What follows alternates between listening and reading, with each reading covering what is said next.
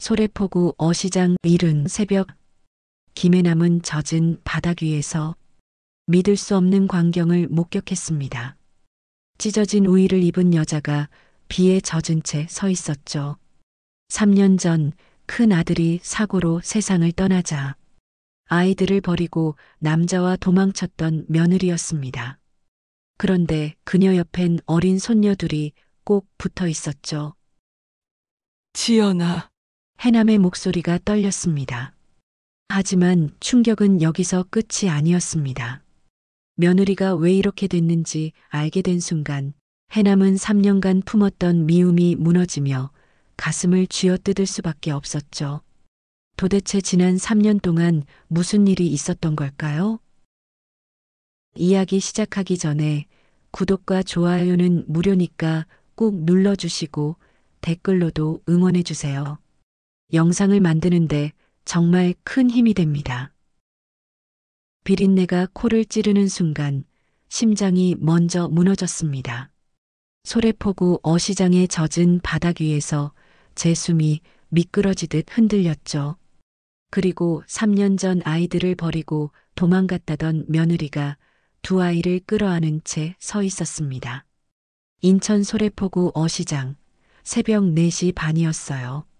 손수레 바퀴가 레일처럼 젖은 바닥을 갈며 삐걱거렸습니다. 저 김해남은 오늘도 새우젓 주문 박스를 정리하며 하루를 견뎌냈죠. 69살 허리는 구부정하고 손마디는 퉁퉁 부었지만 멈출 수가 없었습니다. 멈추면 생각이 밀려왔으니까요.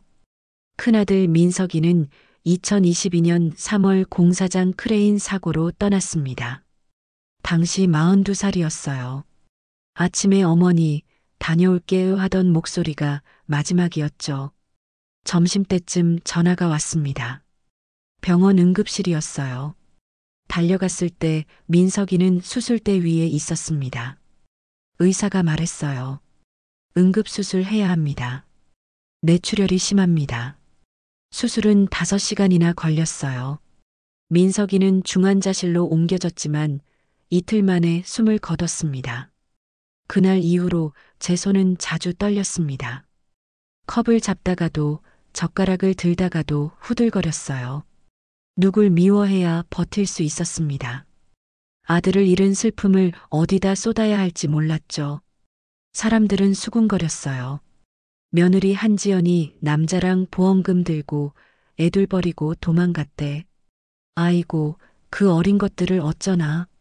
시어머니 혼자 남았다던데. 저는 그 말들을 믿었습니다. 믿지 않으면 제 탓일까 무서웠으니까요. 내가 며느리를 잘못 봤나?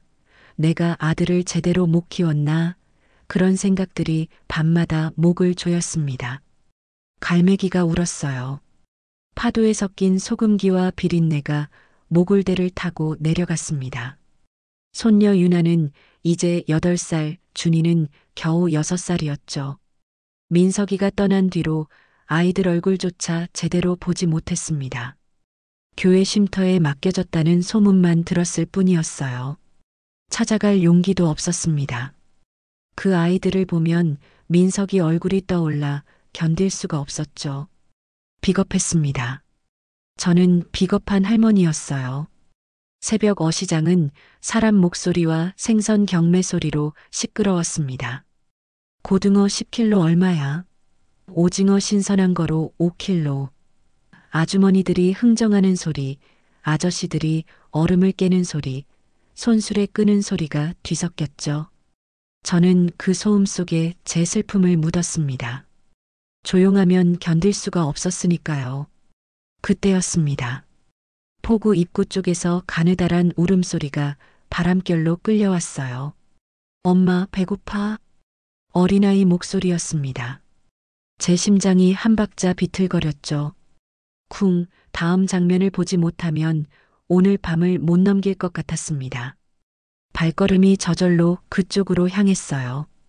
비닮은 방수포 아래에 찢어진 우에 차림의 여자가 서 있었습니다.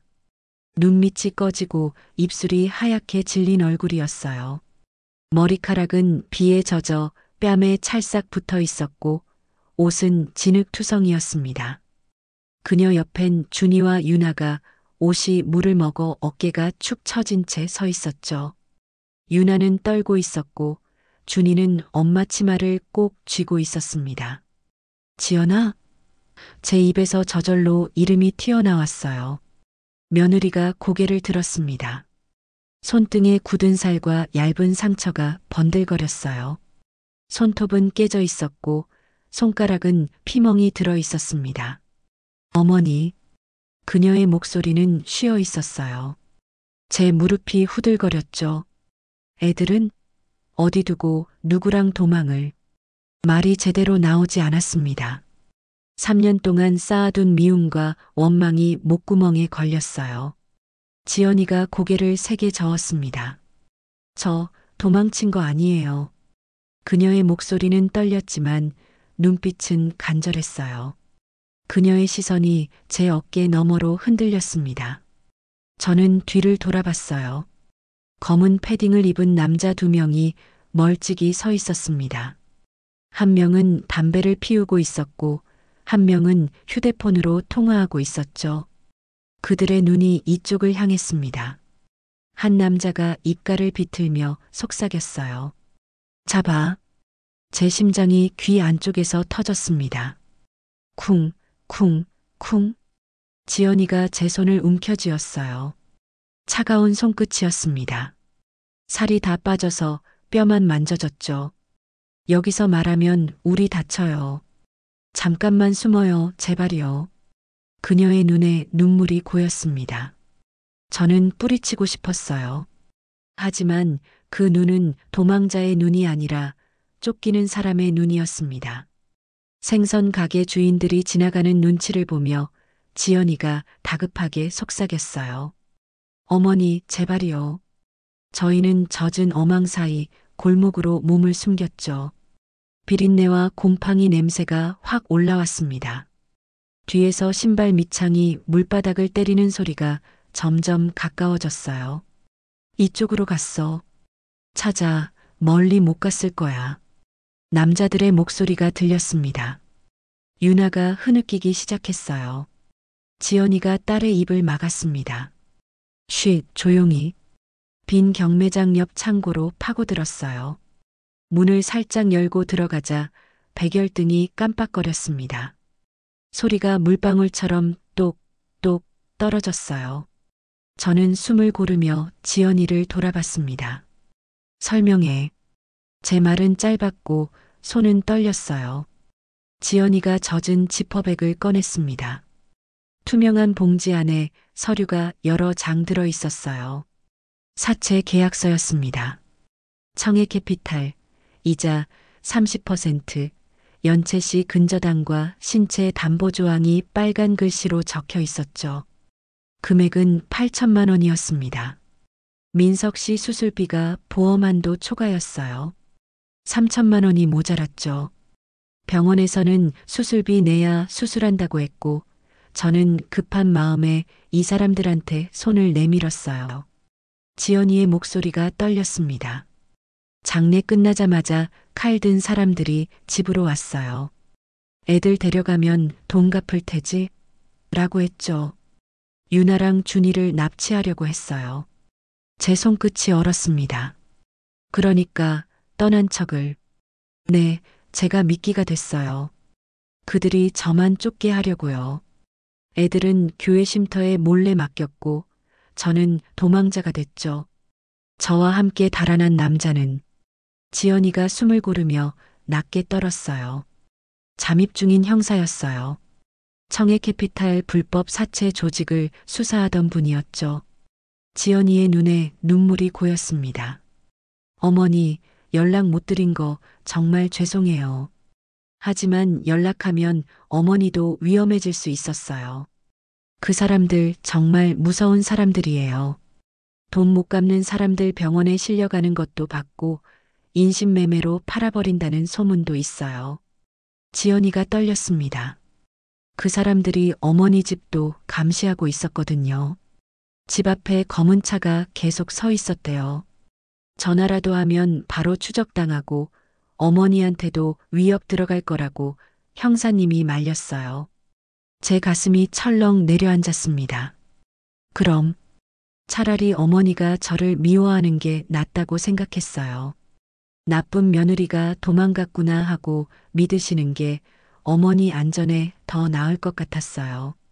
제가 연락하거나 진실을 말하면 그 사람들이 어머니를 표적으로 삼을 수도 있었으니까요. 집 근저당 서류 위조해서 빼앗으려고 했잖아요. 지연이가 흐느꼈습니다. 3년 동안 어머니가 저를 얼마나 미워하실지 알았어요. 그래도 그게 어머니를 지키는 길이었어요. 저는 말문이 막혔습니다. 지연이가 이 며느리가 저를 지키려고 오해를 감수했다니요. 문 손잡이가 덜컥였습니다. 여기다. 저희는 뒷문으로 몸을 던졌어요. 소래강에서 불어오는 바람이 소금기를 들이켰습니다. 살아서 끝까지 버텨야 한다고 생각했죠. 햇빛이 바다 위로 번지기 시작했습니다. 저는 지연이의 손을 꽉 잡았어요. 3년 동안 미워했던 그 손을요. 이제는 함께 버텨야 할 손이었습니다. 저희는 어시장 뒷골목으로 숨어들었습니다. 좁은 통로 양쪽으로 녹슨 철판과 스티로폼 상자들이 쌓여 있었어요. 발밑은 미끄러웠고 비린내가 코를 찔렀습니다. 준이가 넘어질 뻔하자 지연이가 재빨리 아이를 안아 올렸어요. 괜찮아, 조용히만 있어. 유나는 입술을 깨물며 눈물을 참고 있었습니다. 뒤에서 발소리가 들렸어요. 이쪽이야. 남자들의 목소리가 점점 가까워졌습니다. 저는 지연이의 팔을 잡아 끌었어요. 여기. 낡은 냉동 창고 문을 밀고 들어갔습니다. 안은 어둡고 차가웠어요. 냉동기는 고장난 지 오래인지 돌아가지 않았지만 숨기엔 충분했습니다. 문틈으로 밖을 내다봤어요. 검은 패딩을 입은 남자 2명이 지나갔습니다. 한 명은 휴대폰을 들고 누군가와 통화하고 있었어요. 놓쳤습니다. 하지만 멀리 못 갔을 겁니다. 어시장 주변을 막았습니다. 차갑고 낮은 목소리였죠. 남자들이 지나가고 나서야 저는 숨을 제대로 쉴 수 있었습니다. 지연이가 바닥에 주저앉았어요. 온몸에 힘이 풀린 것 같았습니다. 아이들을 꼭 안은 채 눈을 감았죠. 어머니, 죄송해요. 이렇게 될 줄 몰랐어요. 지연이의 목소리는 떨렸습니다. 저는 지연이 옆에 앉았어요. 무릎이 후들거렸습니다. 처음부터 얘기해봐. 민석이가 죽고 나서 뭐가 어떻게 된 거야? 제 목소리도 떨렸어요. 지연이가 천천히 고개를 들었습니다. 눈 밑에 다크서클이 얼마나 깊은지 3년이 아니라 30년을 산 것 같은 얼굴이었어요. 남편이 사고 나고 병원비가 7천만 원 나왔어요. 보험으로 4천만 원 나왔고 나머지 3천만 원이 문제였죠. 수술 안 하면 못 산다고 했어요. 저는 은행부터 찾아갔습니다. 대출 안 된다고 했어요. 신용불량자라고요. 민석 씨가 사업 실패하고 빚이 있었거든요. 지연이가 손으로 얼굴을 감쌌습니다. 그때 누가 전화를 했어요. 청해캐피탈이라고 했죠. 급전 필요하냐고 당일에 줄 수 있다고 했어요. 저는 정신이 없었어요. 민석 씨가 수술대 위에 있는데 돈이 없으면 어떡하나 그 생각밖에 안 났죠. 지연이의 목소리가 점점 작아졌습니다. 계약서를 읽어봤어야 했는데 저는 그냥 서명했어요. 이자가 30%인 줄도 몰랐죠. 연체하면 하루에 50만 원씩 이자가 붙는 것도 몰랐어요. 3천만 원 빌렸는데 20일 만에 빚이 4천만 원이 됐습니다. 남편은 수술 받고 이틀 만에 돌아가셨잖아요. 어머니도 아시다시피 장례도 제대로 못 치렀고요. 그때 장례식장에 남자들이 찾아왔어요. 양복 입은 사람이었는데 웃으면서 말했죠. 조의금 많이 거치셨죠? 그거 갖고 오세요. 저는 무서웠어요. 조의금으로 갚기엔 턱없이 부족했으니까요. 유나가 엄마 품에서 작게 울먹였습니다. 엄마. 지연이가 딸의 머리를 쓰다듬었어요. 괜찮아. 다 끝났어. 하지만 끝나지 않았다는 걸 저희는 알고 있었습니다. 장례 끝나고 집에 돌아왔는데 집 문짝에 빨간 글씨로 돈 갚아라고 써 있었어요. 창문에도 대문에도요. 이웃 사람들이 다 봤죠. 아이들은 학교도 못 갔어요. 등굣길에 남자들이 따라왔거든요. 지연이의 손이 부들부들 떨렸습니다. 그러던 어느 날 준이가 집에 안 왔어요. 학원 끝나고 집에 오는데 중간에 사라진 거예요. 저는 미칠 것 같았죠. 경찰서에 신고했는데 1시간 뒤에 전화가 왔어요. 딸 찾고 싶으면 1억 준비해. 목소리가 기계음으로 변조돼 있었어요. 제 가슴이 철렁 내려앉았습니다. 준이를. 네, 납치당했어요. 저는 어디서 1억을 구해요. 울면서 애원했죠. 그랬더니 남은 딸도 데려갈까? 라고 했어요. 그날 밤 준이가 집 앞에 버려져 있었어요. 온몸에 멍이 들어 있었고 옷은 찢어져 있었죠. 준이가 엄마 품에서 몸을 웅크렸습니다. 6살 아이가 겪기엔 너무 큰 상처였어요. 저는 주먹을 꽉 쥐었습니다. 손톱이 손바닥을 파고들었죠. 그 다음 날 낯선 남자가 찾아왔어요. 사복 경찰이었어요. 경찰 내부에서 청해캐피탈을 수사하고 있는데 제가 피해자라서 협조해달라고 했죠. 처음엔 안 믿었어요. 하지만 경찰 신분증을 보여줬고 아이들을 보호해주겠다고 약속했어요. 지연이가 숨을 깊이 들이켰습니다. 계획은 간단했어요. 제가 도망자가 되는 거예요. 남자랑 돈 들고 도망쳤다는 소문을 내는 거죠. 그러면 청해캐피탈은 저를 쫓을 거고 경찰은 그 과정에서 증거를 확보하는 거였어요. 아이들은 교회 쉼터에 맡기기로 했죠. 거기는 안전하다고 했어요. 그래서 3년 동안 제 목소리가 잠겼습니다. 지연이가 고개를 끄덕였어요. 네. 그래서 3년 동안 도망자로 살았어요. 이름도 바꾸고 머리도 자르고 숙소를 전전했죠. 그 형사분이 생활비를 대줬어요. 하지만 쉽지 않았어요. 신용불량자라 제대로 된 취업도 못했어요. 편의점 야간 알바, 전단지 돌리기, 뭐든 했죠. 지연이가 손으로 얼굴을 감쌌습니다. 나중엔 그냥 노숙자로 지냈어요. 그게 오히려 안전하더라고요. 찜질방, 무료급식소, 쉼터. 그렇게 돌아다니니까 추적도 못하고요. 청해캐피탈은 생각보다 조직이 컸어요. 조직폭력배들까지 손잡고 있었고 경찰 내부에도 연결된 사람이 있었어요. 그러다가 3달 전쯤에 우연히 알게 됐어요. 교회 쉼터가 운영이 어려워져서 문 닫는다고요. 애들을 데려가야 한다고 했죠. 지연이의 목소리가 떨렸습니다. 그래서 준이랑 유나 데리고 나왔어요. 저랑 같이 노숙하게 됐죠. 찜질방에서 자고 공원에서 자고. 지연이가 눈물을 닦았습니다.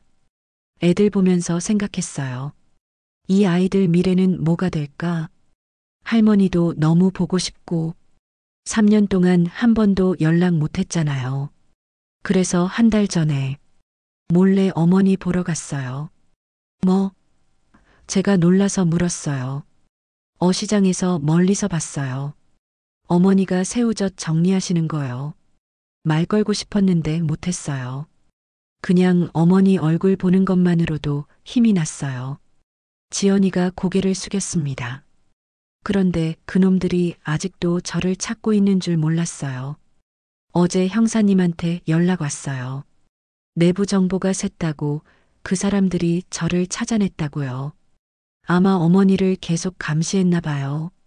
제가 언젠간 어머니한테 올 거라고 생각하고요. 밤새 버스 갈아타고 왔는데 지연이가 떨었습니다. 어시장 도착하자마자 그 사람들이 나타났어요. 문 손잡이가 흔들렸습니다. 누군가 밖에서 문을 잡아당기고 있었어요. 저는 온 힘을 다해 문을 밀었습니다. 심장이 귀에서 쿵쿵 울렸죠. 해남 씨 나와요. 알아요, 거기 있는 거. 낯선 남자 목소리가 문 너머로 들렸습니다. 지연이가 어둠 속을 더듬었어요. 어머니, 비상구 있을 거예요. 냉동 창고엔 안전 규정상 비상구가 꼭 있어요. 저희는 뒤쪽 벽을 더듬었습니다. 손끝에 차가운 철문이 만져졌어요. 여기. 문이 박살나는 소리가 뒤에서 들렸습니다. 놓치지 마. 저희는 비상구를 박차고 나갔습니다. 햇살이 눈을 찔렀어요. 바다가 눈앞에 펼쳐져 있었습니다. 파도 소리가 귓가를 때렸죠. 뒤에서는 남자들이 쫓아오고 있었고 앞은 바다였습니다. 도망칠 곳은 어디에도 없어 보였어요. 어디로 가야 해? 제가 숨을 헐떡이며 물었어요. 지연이가 주변을 둘러봤습니다. 저기 저 배. 부두에 작은 어선 한 척이 묶여 있었어요. 낡은 배였지만 지금은 선택의 여지가 없었습니다. 저희는 배로 뛰어갔어요. 준이가 비틀거리자 제가 아이를 안아 올렸습니다. 6살 손녀가 이렇게 가벼울 줄 몰랐어요. 뼈만 남은 것 같았죠. 배에 올라타자 지연이가 밧줄을 풀었습니다.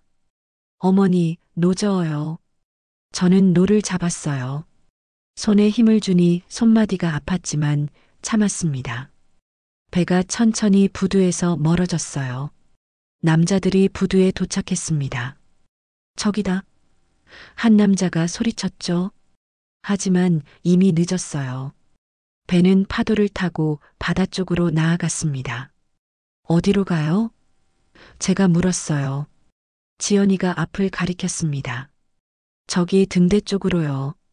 사람들 눈에 안 띄는 곳 있을 거예요. 저희는 노를 저어 등대 쪽으로 향했어요. 팔이 저리고 허리가 끊어질 것 같았지만 멈출 수 없었습니다. 30분쯤 지났을까요? 작은 등대가 보였어요. 배를 바위 틈에 대고 내렸습니다. 유나가 먼저 뛰어내렸고 준이는 제가 안아서 내려줬어요. 지연이가 배를 단단히 묶었습니다. 등대 뒤쪽으로 돌아가니 반쯤 무너진 폐가가 있었어요. 문짝도 없고 창문도 깨진 곳이었습니다.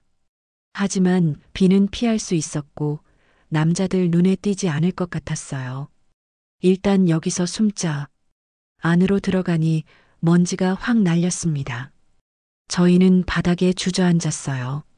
숨을 고르며 창밖을 봤습니다. 바다 쪽에서 배 한 척이 움직이고 있었어요. 저희를 쫓아온 게 분명했습니다. 조용히 해야 해. 지연이가 아이들을 꼭 안았어요. 1시간쯤 지났을까요? 추격자들의 배가 다른 방향으로 갔어요. 저희는 조심스럽게 폐가 밖으로 나왔습니다. 마을로 가요. 여긴 너무 위험해요. 지연이가 말했어요. 등대에서 마을까지는 30분 거리였습니다. 저희는 바위 사이로 숲길로 조심스럽게 걸었어요. 유나가 넘어져 무릎이 까졌지만 참았습니다. 준이는 제 손을 꼭 잡고 걸었죠. 마을이 보였습니다. 작은 집들이 옹기종기 모여 있었어요. 저희는 골목으로 들어갔습니다. 여기. 지연이가 한 집 대문을 두드렸어요. 도와주세요. 문이 열렸습니다. 70대쯤 되는 할머니가 나왔어요. 누구세요? 할머니, 살려주세요. 쫓기고 있어요. 지연이가 애원했습니다. 할머니가 저희를 보더니 고개를 끄덕였어요. 들어와요. 빨리. 저희는 재빨리 안으로 들어갔습니다.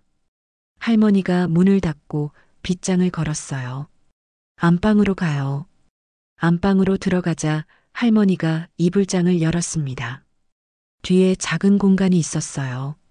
여기 숨어요. 옛날에 피랑 갈 때 만든 곳이에요. 아직도 이런 곳이 남아 있어요? 그럼요. 6.25 때 만든 거예요. 그때 우리 가족도 여기 숨어서 목숨 건졌죠. 지금 또 누군가를 살리게 되네요. 할머니가 쓸쓸하게 웃었습니다. 저희는 좁은 공간에 들어갔습니다. 나무 냄새와 오래된 먼지 냄새가 났어요. 70년 전 누군가도 이렇게 숨어서 목숨을 지켰을 거예요. 역사가 반복되는 것 같았습니다. 숨이 막혔지만 안전했어요. 얼마 지나지 않아 밖에서 소리가 들렸습니다. 할머니, 여자 둘이랑 애들 못 봤어요? 모르겠는데. 난 집에만 있었어요. 발소리가 집 안으로 들어왔어요. 남자들이 집을 뒤지는 소리가 났습니다. 저는 숨을 참았어요. 준이를 꼭 안았습니다. 이불장 좀 열어봐도 될까요? 이불장 문이 열렸습니다. 하지만 남자는 이불만 확인하고 문을 닫았어요. 없네. 다른 데 갔나 봐. 남자들이 나갔습니다. 한참이 지나서 할머니가 이불장을 열었어요. 나와도 돼요. 갔어요. 저희는 기어 나왔습니다. 고맙습니다. 정말 고맙습니다. 지연이가 절을 했어요. 앉아요. 물부터 마셔요. 할머니가 물을 가져왔습니다. 저희는 물을 벌컥벌컥 마셨어요. 할머니가 유나의 무릎을 봤습니다. 상처 좀 봅시다. 약상자를 가져와 소독약을 발랐어요. 유나가 아야했지만 참았습니다. 무슨 일이에요? 할머니가 조심스럽게 물었어요. 지연이가 대답했습니다. 사채업자들한테 쫓기고 있어요. 할머니가 고개를 끄덕였어요. 요즘 세상 참 무섭네요. 여기서 좀 쉬었다 가요. 그때 지연이의 휴대폰이 울렸습니다. 형사 이정우였어요. 지연 씨, 지금 어디 계세요? 마을 주민 집에 숨어 있어요. 형사님, 정확한 위치 알려주세요. 제가 지금 그쪽으로 가고 있어요. 지연이가 주소를 알려줬습니다. 형사가 말했어요. 중요한 일이 생겼어요. 남편 사망건에 대해 재수사 들어갔어요. 재수사요? 네, 당시 남편과 같은 현장에서 일했던 직장 동료분이 제보를 했어요. 그분이 사고가 단순한 현장 사고가 아니라는 증거를 가지고 있다고 합니다. 자세한 건 만나서 말씀드릴게요. 일단 안전하게 거기 계세요. 1시간 안에 도착합니다. 전화가 끊겼습니다. 지연이가 멍한 표정으로 저를 봤어요. 어머니, 남편 사망이 사고가 아니었대요. 제 가슴이 쿵 내려앉았습니다. 뭐라고? 형사님이 재수사 중이래요. 사고가 아니라고. 저는 주저앉았어요. 다리에 힘이 풀렸습니다. 민석이가 그냥 사고로 죽은 게 아니라고? 그게 무슨 말이야? 머릿속이 하얗게 변했습니다. 할머니가 제 어깨를 두드렸어요. 진정하세요. 형사님 오시면 다 알게 될 거예요. 창밖을 보니 검은 차 한 대가 천천히 마을을 돌고 있었어요. 저희를 찾고 있는 거였습니다. 할머니가 커튼을 쳤어요. 걱정 마요. 여기선 못 찾아요. 저희는 숨을 죽이고 형사가 오기를 기다렸습니다. 민서가 너한테 무슨 일이 있었던 거니? 1시간이 흘렀습니다. 창밖으로 차 한 대가 마을 입구에 섰어요. 경찰차였습니다. 형사 이정우가 내렸어요. 옆에 40대쯤 되는 남자가 함께 있었습니다. 할머니가 문을 열어줬어요. 들어오세요. 형사가 안으로 들어왔습니다. 다들 무사하시네요. 다행입니다. 옆에 남자가 저희를 보더니 고개를 숙였어요. 처음 뵙겠습니다. 저는 박철수라고 합니다. 민석 씨랑 같은 공사장에서 일했어요. 지연이가 일어났습니다. 안녕하세요. 박철수가 가방에서 작은 녹음기를 꺼냈어요. 이걸 전해드리려고 왔습니다. 민석 형님이 돌아가시고 제가 가지고 있었습니다. 제 심장이 쿵 내려앉았습니다. 형사가 앉으며 말했습니다. 박철수 씨가 최근에 귀국했어요. 3년 동안 캐나다에 머물다 최근에 들어오셨어요. 네. 무슨 일이 있으셨나요? 제가 물었어요. 박철수가 고개를 숙였습니다. 민석 형님 사고 나고 나서 분위기가 심상치 않았어요. 조폭 같은 사람들이 공사장 주변을 어슬렁거렸죠. 잠시 침묵이 흘렀습니다. 그의 손등에 핏줄이 도드라졌죠. 그런데 사고 사흘 후 제 집 앞에 검은 차가 서 있었어요. 밤새 그대로였죠. 박철수의 목소리가 떨렸습니다. 아침에 나가려는데 남자 둘이 저를 막았어요. 민석이랑 친했지? 뭔가 받은 거 있어? 라고 물었죠. 박철수는 손을 떨었습니다. 저는 아무것도 모른다고 했어요. 그랬더니 한 놈이 제 멱살을 잡더니 거짓말하지 말라고 위협하더군요. 정말 무서웠어요. 그 사람 눈빛에 살기가 있었어요. 그리고 같은 현장에서 일하던 김 기사님이라고 있었는데 형님이랑 꽤 친했던 분이었죠. 그분이 사고 일주일 후에 실종됐어요. 지금도 못 찾았죠. 소문에는 바다에 수장됐다고 했어요. 너무 많이 알아서요. 지연이 숨을 삼켰습니다. 박철수가 계속 말했습니다. 저는 경찰에 신고하려고 했어요. 그런데 형님이 녹음한 파일에 경찰 내부자 얘기가 있더라고요. 경찰 안에 우리 사람 있어. 걱정 마. 그 말 듣고 절망했습니다. 경찰도 믿을 수 없다면 누구를 믿겠어요? 게다가 제겐 아내와 어린 딸이 있었어요. 딸이 그때 겨우 4살이었죠. 어느 날 어린이집에서 전화가 왔어요. 낯선 남자가 딸 사진을 찍어갔다고요. 그날로 결심했습니다. 도망가자고. 가족이라도 살려야 한다고. 박철수가 눈물을 닦았습니다. 아내랑 딸 데리고 캐나다로 떠났어요. 이름도 바꾸고 숨어 살았죠. 형님한테 정말 죄송했어요. 하지만 다시 한국으로 돌아올 용기가 나지 않았습니다. 그땐 경찰에 알리기도 쉽지 않았어요. 혹시라도 가족에게 무슨 일이 생길까 두려웠거든요. 솔직히 말하면 경찰도 믿을 수 없었으니까요. 그는 잠시 말을 멈추었다가 낮은 목소리로 이어갔습니다.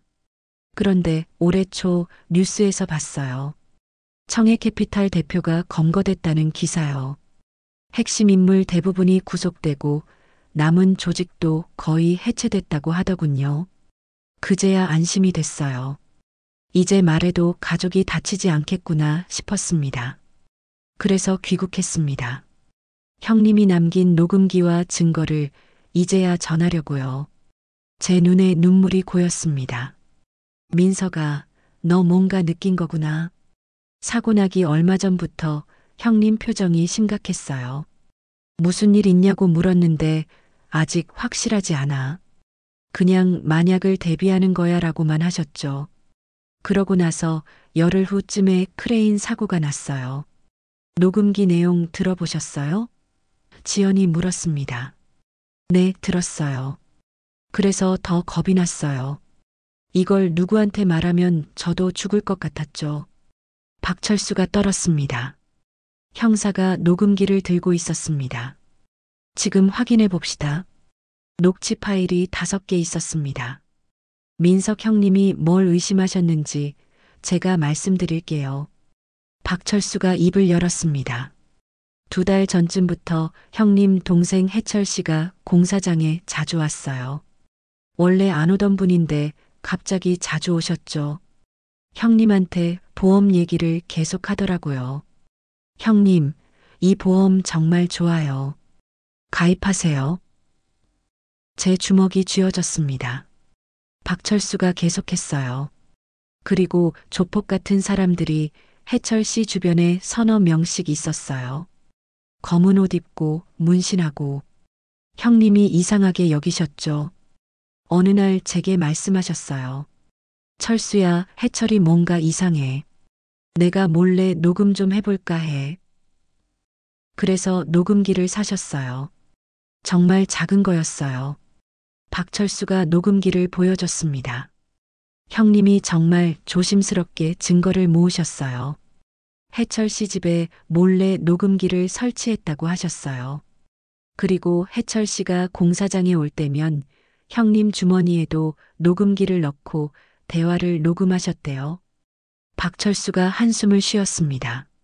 심지어 한 번은 해철 씨 차에 같이 탔는데 해철 씨가 화장실 간 사이에 몰래 해철 씨 재킷에 초소형 녹음기를 붙였다고 하더라고요.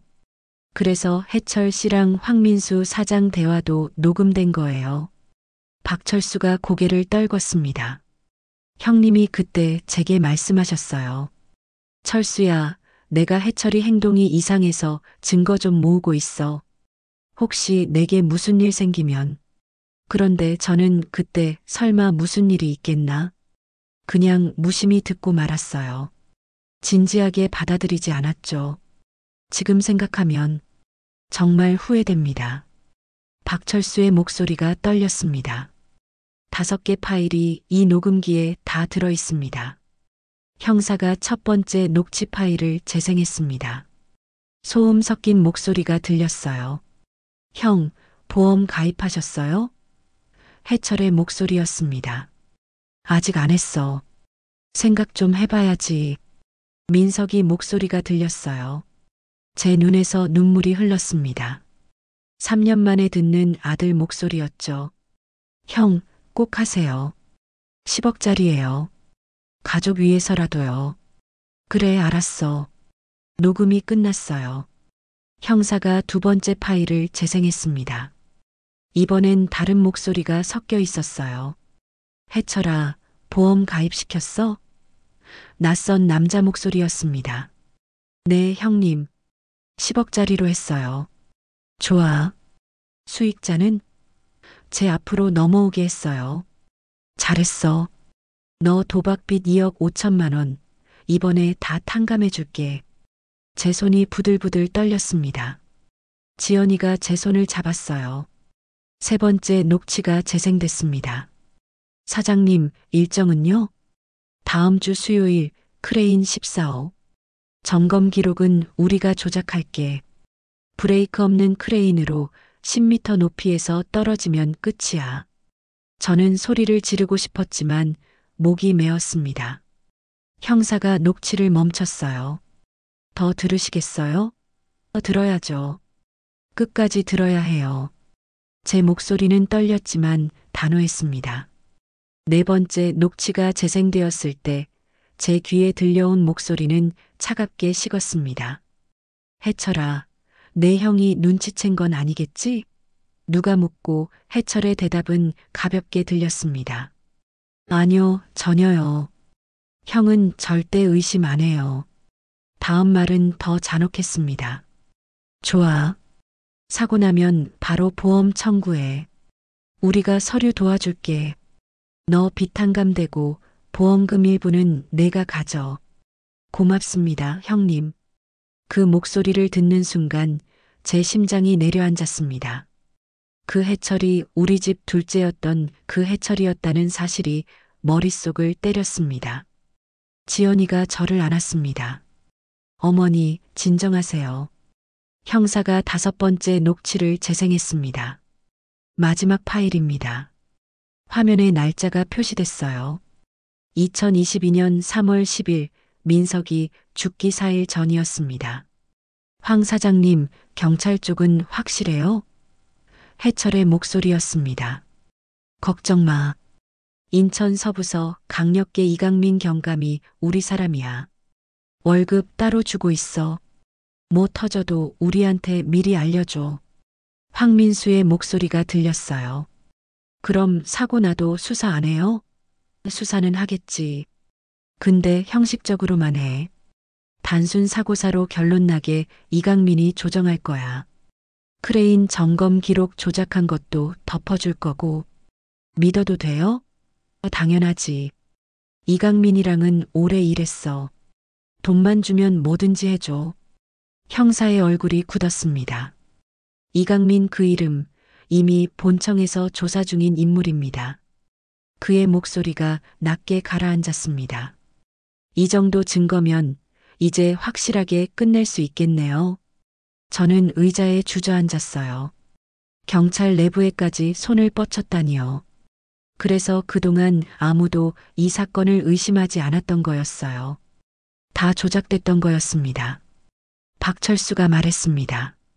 저도 이 녹취 듣고 충격받았어요. 그래서 제가 할 수 있는 데까지 관련된 서류들을 모았습니다.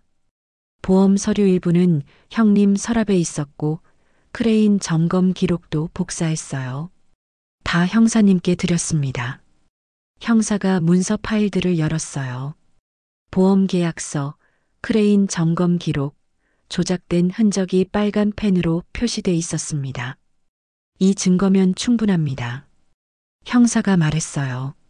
김해철, 황민수 모두 살인 혐의로 기소할 수 있어요. 보험 사기, 문서 위조, 살인 교사까지요. 잡아주세요. 제발이요. 제가 애원했습니다. 그때 창밖에서 소리가 들렸어요. 차 여러 대가 마을로 들어오고 있었습니다. 검은 세단들이었어요. 형사가 창문으로 가서 봤습니다. 청해캐피탈 사람들이에요.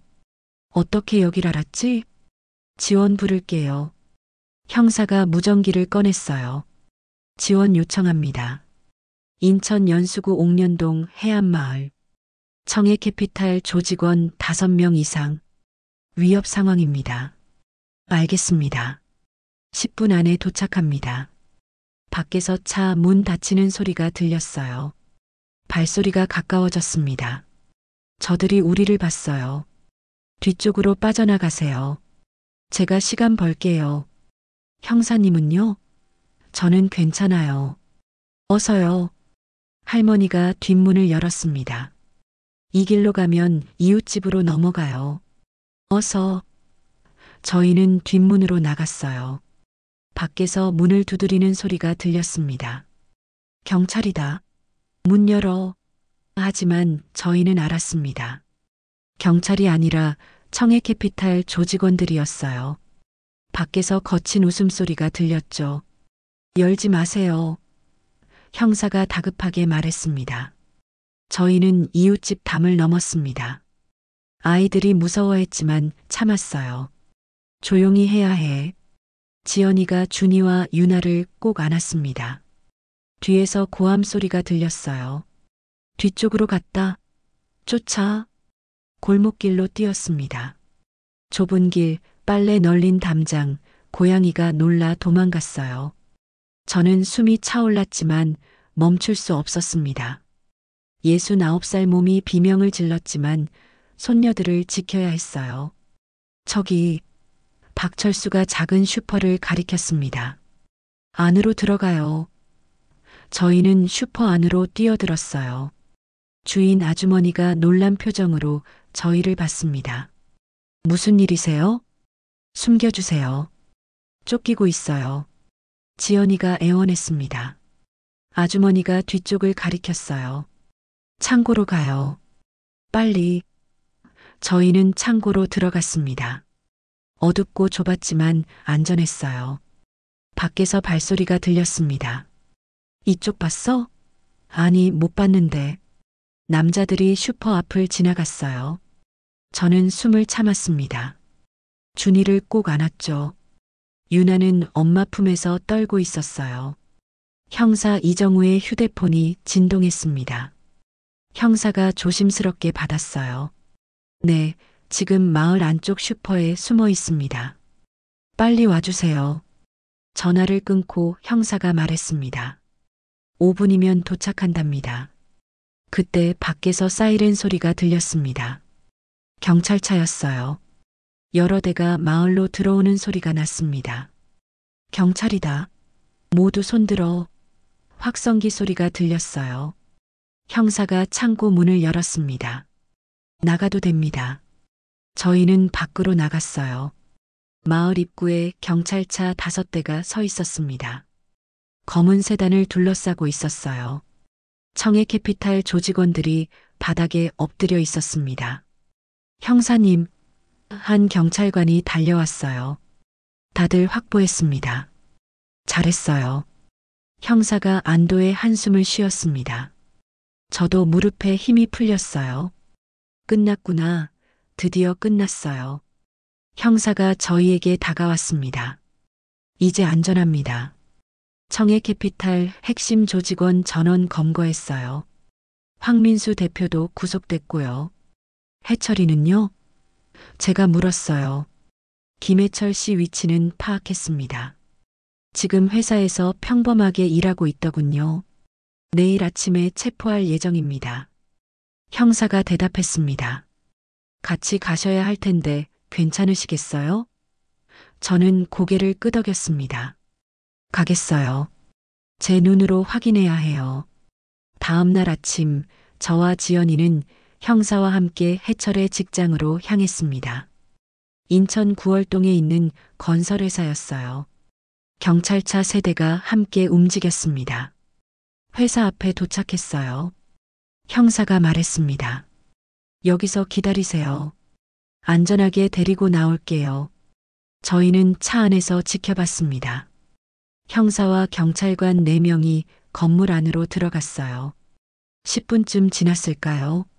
사무실에서 고함 소리가 들렸습니다. 뭐 하는 거예요? 왜 저를 잡아요? 해철의 목소리였어요. 창문으로 보이는 사무실 안에서 해철이 책상을 붙잡고 있었습니다. 김해철 씨, 조용히 따라오시죠. 형사의 목소리가 들렸어요. 저 아무것도 안 했어요. 억울해요. 여러분, 저 정말 아무것도 안 했어요. 해철이 동료들에게 소리쳤습니다. 경찰관들이 해철을 끌어냈습니다. 해철은 계속 발버둥 쳤어요. 놓으세요. 저 억울해요. 형사님, 증거라도 있어요? 없으면 이건 불법 체포예요. 형사가 건물 밖으로 나왔습니다. 해철을 데리고 나왔어요. 해철이 경찰차를 보더니 저를 발견했습니다. 형수님, 저 정말 아무것도 안 했어요. 도와주세요. 저는 차에서 내렸습니다. 해철 앞으로 걸어갔어요. 해철이 저를 보며 애원했습니다.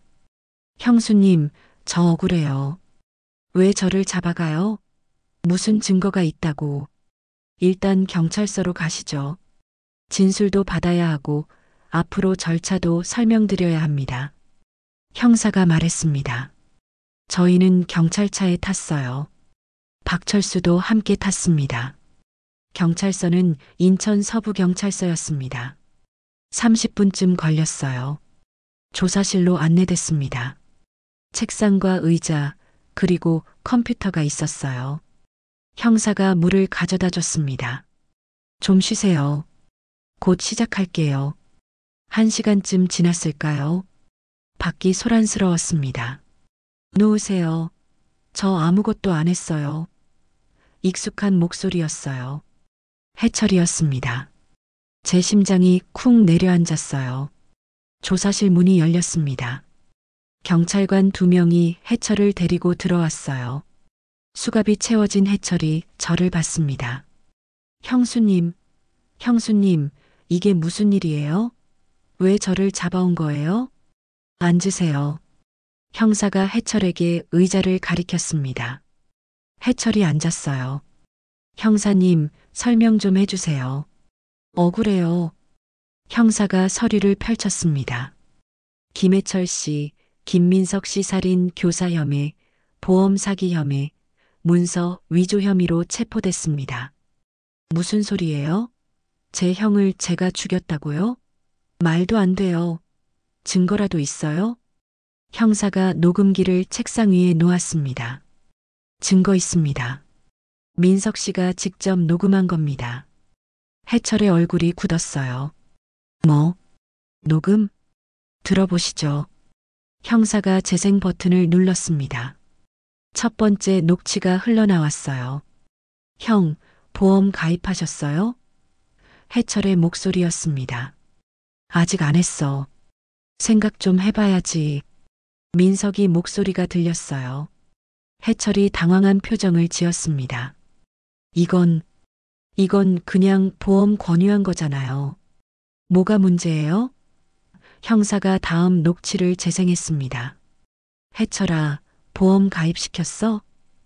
낯선 남자 목소리가 들렸어요. 네, 형님. 10억짜리로 했어요. 좋아. 수익자는 제 앞으로 넘어오게 했어요. 잘했어. 너 도박빚 2억 5천만 원. 이번에 다 탕감해 줄게. 해철의 얼굴이 하얗게 변했습니다. 아, 아니. 형사가 세 번째 녹취를 재생했어요. 사장님, 언제 실행할까요? 다음 주 수요일. 크레인 14호로 배정해. 점검 기록은 우리가 조작할게. 브레이크 없는 크레인으로 10m 높이에서 떨어지면 끝이야. 저는 눈물을 참을 수 없었습니다. 지연이가 제 손을 꼭 잡았어요. 해철이 책상을 쳤습니다. 그만 틀어요. 하지만 형사는 계속했습니다. 네 번째 녹취가 재생됐어요. 해철아, 형이 눈치챘어? 아니요, 전혀요. 형은 의심도 안 해요. 저를 믿으니까. 좋아. 사고 나면 바로 보험 청구해. 우리가 서류 도와줄게. 너 비탕감되고 보험금 중 일부는 내가 가져. 해철이 바닥을 봤습니다. 고개를 들지 못했어요. 형사가 마지막 녹취를 재생했습니다. 황 사장님, 경찰 쪽은 확실해요? 걱정 마. 인천 서부서 강력계 이강민 경감이 우리 사람이야. 녹음이 끝났습니다. 조사실이 조용해졌어요. 해철이 손으로 얼굴을 감쌌습니다. 저, 말을 잇지 못했어요. 저는 일어섰습니다. 해철 앞으로 걸어갔어요. 해철아. 해철이 고개를 들었습니다. 눈이 빨갛게 충혈돼 있었어요. 형수님, 왜 그랬어? 2억 5천만 원 때문에 내 형을 죽였어? 제 목소리는 떨렸습니다. 민석이가 너한테 얼마나 잘해줬는데 내가 힘들 때마다 도와줬잖아. 해철이 울기 시작했습니다. 죄송해요. 형수님, 저 어쩔 수 없었어요. 빚쟁이들이 저를 죽이려고 했어요. 가족도 위협받았고, 그래서 내 형을 죽였어? 제 손이 해철의 뺨을 쳤습니다. 찰싹 소리가 크게 울렸어요. 변명하지 마. 넌 선택했어. 돈을 선택했어. 내 형 대신에. 해철이 바닥에 주저앉았습니다. 형수님, 정말 죄송합니다. 용서해 주세요. 용서? 넌 내 아들을 죽였어. 내 손녀들한테서 아빠를 빼앗았어. 용서는 없어. 저는 돌아섰습니다. 더 이상 해철을 보고 싶지 않았어요. 형사가 해철에게 말했습니다. 김해철 씨, 변호사 선임하시겠습니까? 해철은 대답하지 못했어요. 그냥 울고만 있었습니다. 한 달이 지났습니다. 재판이 시작됐어요. 인천지방법원 형사 3부였습니다. 저와 지연이 그리고 박철수는 증인석에 앉았어요. 방청석은 사람들로 가득했습니다. 기자들도 많이 왔어요. 피고인석에 해철이 앉아 있었습니다. 수의를 입고 수갑을 찬 모습이었어요. 해철은 고개를 숙이고 있었습니다. 옆에는 황민수, 이강민 경감, 그리고 조직원들이 앉아 있었죠. 재판장이 입장했습니다. 기립. 모두 일어섰어요. 재판장이 자리에 앉으며 말했습니다. 착석하십시오. 지금부터 김민석 씨 살인 교사 사건 공판을 시작하겠습니다. 검사가 일어났습니다. 재판장님, 검사 김성훈입니다. 피고인 김해철은 2022년 3월 친형인 김민석 씨를 살해하기로 공모하고 실행했습니다. 도박빚 2억 5천만 원을 탕감받기 위해 형의 생명을 거래한 것입니다. 검사가 서류를 들었어요. 피고인은 황민수와 공모하여 피해자에게 10억 원 생명보험을 가입시켰고 크레인 사고를 조작했습니다. 이는 명백한 살인 교사이며 보험 사기입니다. 해철의 변호사가 일어났습니다. 재판장님, 피고인은 깊이 반성하고 있습니다. 당시 도박빚에 시달리며 정상적인 판단을 할 수 없었습니다. 선처를 부탁드립니다. 재판장이 말했습니다. 증거를 제시하십시오. 검사가 녹음기를 제출했어요. 민석 씨가 직접 녹음한 파일입니다. 총 5개이며 피고인의 범행을 명백히 입증합니다. 녹취가 법정에 울려 퍼졌습니다. 점검 기록은 우리가 조작할게. 브레이크 없는 크레인으로 10m 높이에서 떨어지면 끝이야. 방청석이 술렁거렸어요. 기자들이 펜을 휘갈겼습니다. 다음 녹취가 재생됐어요. 너 도박빚 2억 5천만 원. 이번에 다 탕감해 줄게. 해철이 고개를 떨궜습니다. 재판장이 해철을 봤어요. 피고인, 이 녹취가 사실입니까? 해철이 일어섰습니다. 네, 맞습니다. 목소리가 떨렸어요. 하지만 저도 어쩔 수 없었습니다. 빚쟁이들이 저를 죽이겠다고 했습니다. 가족도 위협받았고요. 재판장이 눈살을 찌푸렸습니다. 그래서 친형을 죽이는 게 정당하다고 생각하십니까? 아닙니다. 하지만 해철이 말을 잇지 못했어요. 검사가 다시 일어났습니다. 재판장님, 증인 신청합니다. 박철수 씨를 증인석에 세우겠습니다. 박철수가 증인석으로 걸어갔어요. 선서를 했습니다. 증인, 피해자와 어떤 관계였습니까? 같은 공사장에서 일했습니다. 친한 동료였어요. 피고인 김해철에 대해 피해자가 뭐라고 하던가요? 박철수가 대답했습니다. 민석 형님이 말씀하셨어요. 해철이가 요즘 이상해. 조폭 같은 사람들이랑 어울리고 보험 얘기를 자꾸 해. 걱정하시더라고요. 그래서 녹음기까지 사신 겁니다. 증인, 녹음기는 어디서 발견했습니까? 민석 형님 책상 서랍에 있었습니다. 형님이 생전에 말씀하셨어요. 내 신변에 무슨 일 생기면 서랍 확인해 바라고요. 검사가 고개를 끄덕였습니다. 증인은 왜 3년 동안 이 증거를 숨겼습니까? 무서웠습니다. 청해캐피탈 조직이 컸고 경찰 내부에도 연결된 사람이 있다는 걸 알았으니까요. 제 가족도 위험할 것 같았습니다. 재판이 여러 날 이어졌습니다. 증인들이 나왔어요. 공사장 직원들, 보험회사 직원, 크레인 점검 담당자 모두가 증언했습니다. 크레인 점검 기록이 조작됐다고 해철이 민석의 현장 배치에 관여했다고요. 지연이도 증인석에 섰습니다. 피해자의 부인으로서 어떤 피해를 입었습니까? 검사가 물었어요. 남편은 회사에서 일하다 사고로 숨졌지만 회사는 업무 외 사고라며 산업재해를 인정하지 않았습니다. 그래서 보상금 한 푼 받지 못했어요. 아이들은 아버지를 잃었고요. 사채업자들에게 쫓겨 3년간 노숙자로 살았습니다. 지연이의 목소리가 떨렸습니다. 아이들이 찜질방에서 잤어요. 공원 벤치에서도 잤고요. 겨울엔 추웠고 여름엔 더웠어요. 8살, 6살 아이들이 그렇게 살았어요. 방청석에서 흐느끼는 소리가 들렸습니다. 재판장도 표정이 굳었어요. 해철은 고개를 들지 못했습니다. 제 차례가 왔습니다. 증인석에 섰어요. 피해자의 어머니로서 한 말씀 하시겠습니까? 재판장이 물었습니다. 저는 해철을 봤어요. 민석이는 착한 아들이었어요. 해철이가 힘들 때마다 도왔죠. 대학 등록금도 댔고 결혼할 때도 도왔어요. 민석이는 해철이를 동생으로 생각했어요. 믿었고요. 제 목소리가 떨렸습니다. 그런데 해철이는 돈 때문에 형을 죽였어요. 2억 5천만 원 때문에요. 민석이 목숨이 그것밖에 안 됐냐? 해철을 향해 울부짖었습니다. 너 민석이한테 얼마나 미안하니? 내가 평생 감옥에 있어도 민석이는 안 돌아와. 하지만 내가 벌은 받아야 해. 제발 무거운 형을 내려주세요.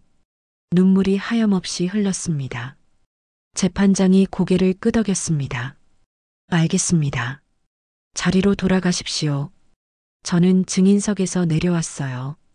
다리가 후들거리고 비틀거렸습니다. 최후 진술 시간이 왔습니다. 해철이 일어섰어요. 형수님, 죄송합니다. 형님, 정말 죄송합니다. 어머니 제가 잘못했습니다. 용서해 주세요. 해철이 울었습니다. 하지만 저는 돌아보지 않았어요. 재판장이 판결문을 읽기 시작했습니다. 피고인 김해철은 친형 김민석을 살해하기로 공모하고 크레인 사고를 조작했다. 이는 존속살해에 준하는 중대한 범죄이며 용서받을 수 없다. 피고인 김해철 살인교사, 보험사기, 문서 위조 혐의로 징역 25년을 선고한다. 방청석에서 탄성이 터졌어요. 기자들이 카메라를 들었습니다. 피고인 황민수, 살인교사, 불법 사체, 조직폭력 혐의로 무기징역을 선고한다.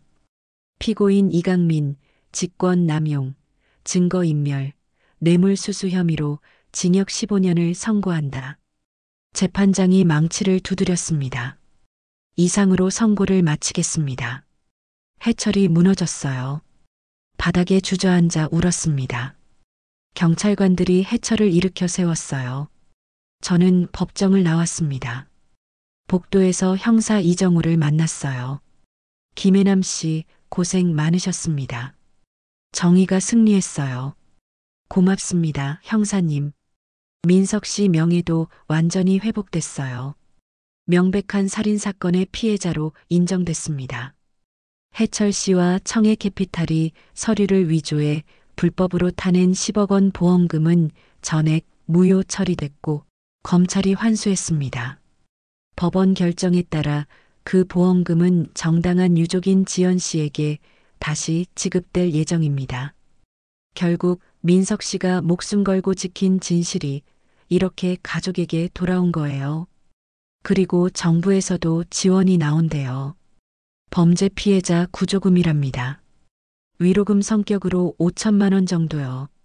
피해자 가족 지원 제도라서 아이들 학비에도 도움이 될 겁니다. 형사가 미소 지었습니다. 저는 눈물이 났습니다. 민서가 들었니? 내 명예 되찾았어. 지연이가 제 어깨를 안았어요. 어머니, 이제 정말 끝났어요. 우리 이제 살 수 있어요. 법원 계단을 내려가는데 기자들이 몰려왔습니다. 김해남 씨 소감 한 말씀. 저는 마이크 앞에 섰어요. 목이 메었습니다. 3년이 너무 길었어요. 이제라도 진실이 밝혀져서 우리 민석이가 편안하게 쉴 수 있을 것 같아요. 눈물이 멈추지 않았습니다. 너무 많이 울어서 눈이 퉁퉁 부었어요. 그래도 참을 수가 없었습니다. 민석아, 내 억울함 풀렸지? 이제 하늘에서 편히 쉬렴. 저희는 법원을 나왔습니다. 햇빛이 눈부셨어요. 하늘은 맑았습니다. 준이가 제 손을 잡았어요. 할머니, 아빠가 영웅이 됐어? 그럼 아빠는 진짜 영웅이야. 유나가 물었습니다. 이제 우리 행복하게 살 수 있어? 저는 손녀를 안았어요. 그럼 이제 우리 다 같이 행복하게 살자. 지연이도 우리를 안았습니다. 어머니, 이제 어떻게 할까요? 지연이가 물었어요. 저는 웃었습니다. 일단 집으로 가자. 우리 집으로. 그리고 천천히 생각해보자. 앞으로 어떻게 살지. 소래폭으로 가는 버스에 탔습니다. 창밖으로 바다가 보였어요. 파도가 밀려왔다 밀려갔습니다. 저희의 고난도 이렇게 지나갔어요. 이제는 평화가 찾아올 거예요. 민서가 봤지? 내가 지킨 진실이 우리를 구했어. 고마워, 아들아. 이제 편히 쉬렴. 엄마가 지연이랑 아이들 잘 돌볼게. 한 달이 더 지났습니다. 법원 결정에 따라 환수된 보험금이 정식으로 지급됐습니다. 금액은 10억 원이었습니다. 정부 피해자 지원금 5천만 원도 함께 나왔죠. 은행 계좌에 찍힌 숫자를 보는데도 아직 실감이 나지 않았어요. 어머니, 이 돈으로 뭐 할까요? 지연이가 물었습니다. 저희는 거실에 둘러앉아 있었어요. 준이와 유나도 옆에 앉아 있었죠. 일단 빚부터 생각하자. 청해 캐피탈에 빚졌던 돈 말이야. 법무사가 정리해줬어요. 사채는 불법이라 갚을 의무 없대요. 법적으로 무효래요. 그래도 빌린 건 빌린 거잖아. 원금은 갚아야 되는 거 아니야? 어머니, 그 돈은 계약 자체가 불법이라 법적으로 효력이 없대요. 원금이라도 갚으면 오히려 우리가 불법 사채를 인정한 꼴이 된다고요. 그래서 갚지 않아도 된대요. 법적으로 아무 문제도 없답니다. 저는 잠시 말을 잃었습니다. 그래도 마음이 편치가 않네. 저는 손녀들을 봤어요. 애들 교육비 좀 챙겨놓고 우리 뭐 해서 먹고 살지 생각해 봐야지. 지연이가 조심스럽게 말했습니다. 어머니, 저 요리 배우고 싶어요. 제대로 된 거요. 나중에 작은 가게라도 하면서 살고 싶어요. 무슨 가게? 초밥집이요. 소래포구 어시장에 작은 초밥집 하나 내고 싶어요. 저는 웃었습니다. 좋지. 민석이도 회 좋아했잖아. 어시장에서 신선한 생선으로 만들면 장사 잘 되겠다. 지연이가 환하게 웃었어요. 정말요? 어머니도 같이 하실래요? 그럼 같이 하자. 할머니가 생선 손질하고 너는 초밥 만들고. 준이가 손을 들었습니다. 나도 도울래. 유나도 말했어요. 나도요. 저희는 웃었습니다. 오랜만에 웃는 것 같았어요. 요리 학원을 알아봤습니다. 인천에 있는 일식 전문 학원이었어요. 지연이가 등록했습니다. 3개월 과정이었죠. 열심히 배울게요, 어머니. 그래, 천천히 배워. 우리 시간 많아.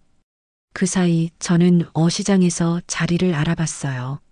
삼열통로에 작은 가게 하나가 비어 있었습니다. 4평짜리였어요. 여기 어때?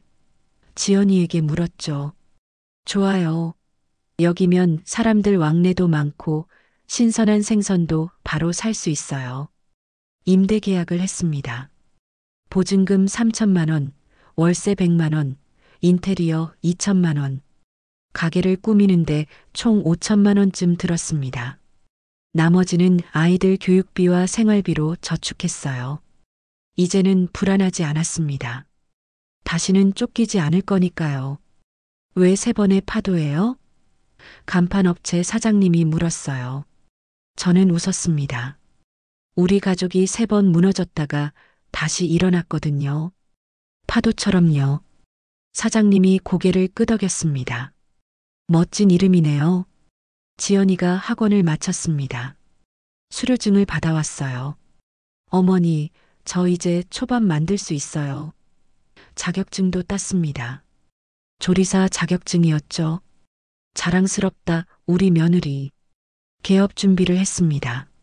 메뉴판을 만들었어요. 모듬 초밥만 5,000원, 연어 초밥 5,000원, 광어 초밥 5,000원. 가격은 저렴하게 잡았습니다. 싸게 팔아도 될까? 그래야 손님 많이 오죠. 질 좋은 재료 쓰면 입소문 날 거예요. 개업일을 잡았습니다. 11월 1일이었어요. 민석이 생일이 11월 3일이었거든요. 민석이 생일 즈음에 열자. 그럼 민석이도 같이 축하해 줄 것 같아. 지연이가 눈물을 닦았습니다. 네, 어머니. 그 전에 해야 할 일이 있었습니다. 교도소에서 면회 신청이 왔어요. 해철이었습니다. 수감 중에 저에게 면회를 요청한 거예요. 저는 고민했어요. 어머니, 안 가셔도 돼요. 지연이가 말했습니다. 아니야, 가봐야겠어. 마지막으로 할 말이 있어. 인천구치소로 갔습니다. 면회실은 차갑고 조용했어요. 유리 너머로 해철이 앉아 있었습니다. 수의를 입고 있었어요.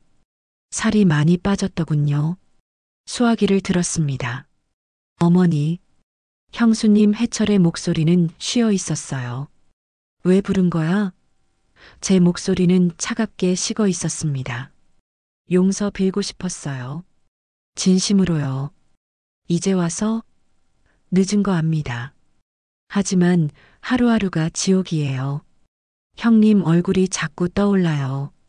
미안하다고 용서해달라고 말하고 싶은데 해철이 울었습니다. 저는 그 모습을 차갑게 지켜봤어요. 해철아, 난 널 용서할 순 없어. 하지만 미워하며 살고 싶진 않아. 넌 내 안에서 평생 그 죄와 함께 살아. 그게 내 벌이야. 해철이 눈을 감았습니다. 네.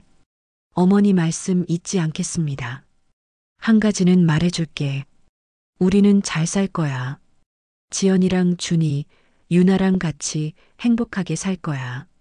그게 민석이한테 보답하는 길이니까. 해철이 고개를 숙였습니다. 네. 건강하세요. 행복하게 사세요. 너도 그 안에서 참회하며 살아. 저는 수화기를 내려놓았습니다. 돌아서서 나왔어요. 뒤돌아보지 않았습니다.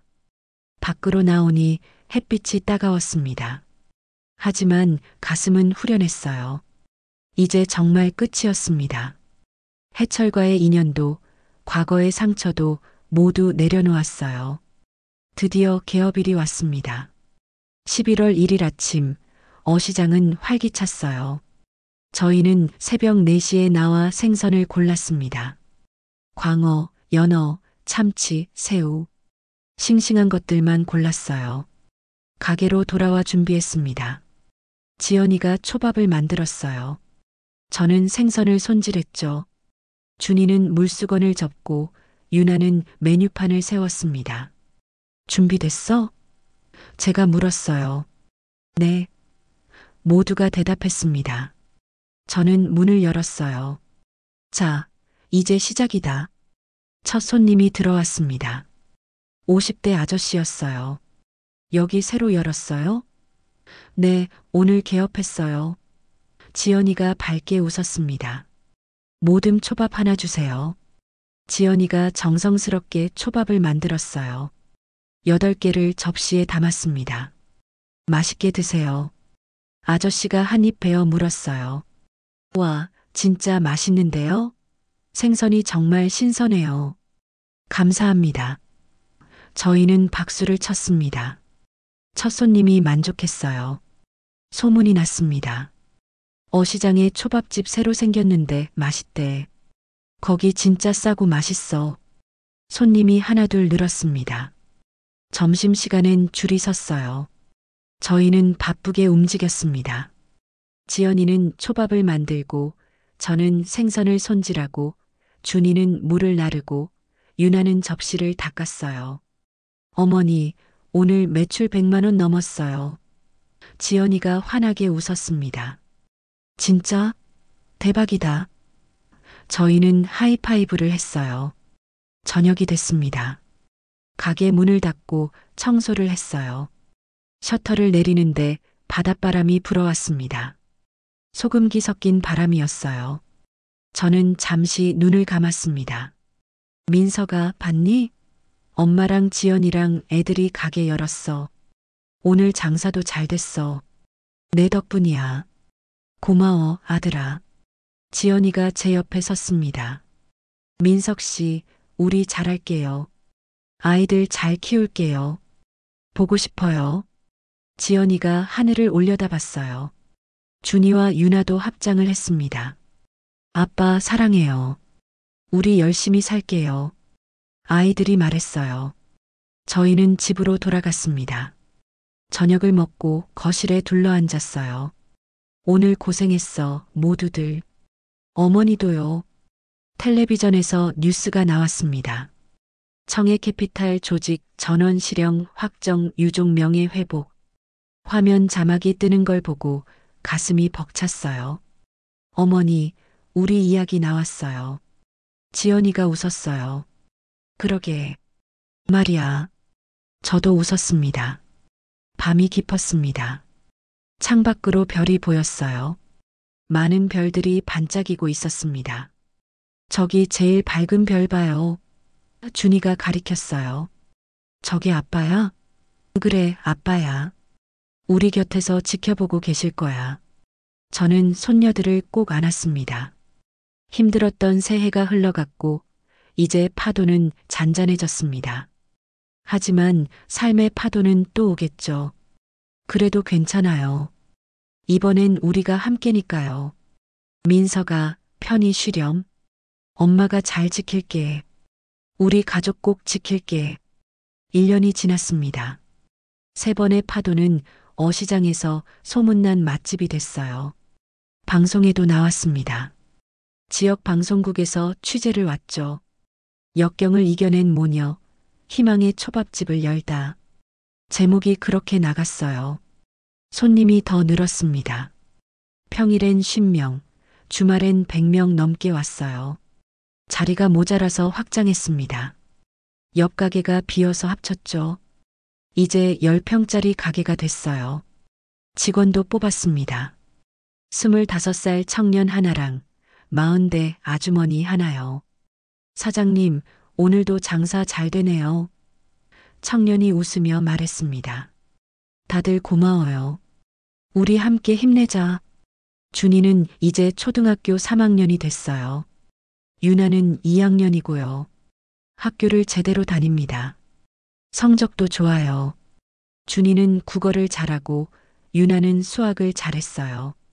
할머니, 오늘 시험 100점 받았어. 유나가 시험지를 보여줬습니다. 우와, 대단한데? 할머니가 떡볶이 사줄게. 와, 고마워요, 할머니. 지연이도 많이 변했습니다. 예전의 어두운 표정은 사라졌어요. 밝게 웃었고 자주 노래를 불렀습니다. 어머니, 요즘 행복해요. 나도 그래. 우리 정말 잘 견뎠어. 어느 날 저녁 손님이 다 가고 문을 닫았어요. 청소를 하는데 누군가 가게 앞에 섰습니다. 40대 남자였어요. 정장을 입고 있었죠. 죄송한데 문 닫았나요? 남자가 물었습니다. 네, 오늘은 영업 끝났어요. 내일 다시 와주세요. 지연이가 대답했어요. 아, 그렇군요. 사실 남자가 머뭇거렸습니다. 제가 민석 형님이랑 고등학교 동창이에요. 뉴스 보고 여기가 형님 가족분들이 하시는 가게인 줄 알고 왔어요. 제 심장이 쿵 내려앉았습니다. 민석이 친구? 네, 이준혁이라고 합니다. 20년 전에 같은 반이었어요. 남자가 명함을 꺼냈어요. 들어오세요. 저는 문을 열었습니다. 준혁이 안으로 들어왔어요. 의자에 앉았죠. 어머님, 정말 오랜만에 뵙습니다. 민석이 장례식 때 뵀었어요. 네. 기억이 잘 안 나네요. 경황이 없을 때라 그러실 거예요. 뉴스 보고 정말 놀랐어요. 민석이가 그런 일을 당했다니. 준혁이 가방에서 봉투를 꺼냈습니다. 이거 전해드리려고 왔어요. 봉투 안에 사진이 들어 있었어요. 고등학교 때 민석이 사진이었습니다. 교복을 입고 환하게 웃고 있었죠. 이 사진, 수학여행 갔을 때 제가 찍은 거예요. 민석이 웃는 모습이 참 좋아서 제 앨범에 계속 보관하고 있었거든요. 제 눈에 눈물이 고였습니다. 고마워요. 정말 고마워. 사진 속 민석이는 젊고 밝았어요. 아직 세상의 아픔을 모르던 때였죠.